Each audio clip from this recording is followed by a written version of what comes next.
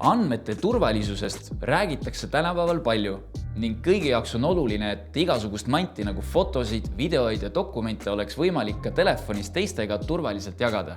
Samsung Galaxy S21 telefoni Private Share funktsiooniga on see lihtsalt võimalik ning see lubab dokumentidelt ja fotodelt enne jagamist metaandmed eemaldada. Stuffi jagamine on ülilihtne. Kõigepealt vali failid ning siis kasutaja, kellele tahad Private Share kaudu faile saata. Tema saab märguande, et talle on tulnud uut kraami.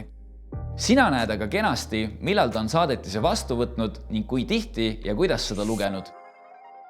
Vastuvõetud sisu saab Private Share'i kaudu ainult vaadata. Seda ei ole võimalik salvestada või edasi saata. Private Share kasutab plokiahelal põhinevat krüpteerimistehnoloogiat ning enne andmete saatmist krüpteeritakse need iga kord.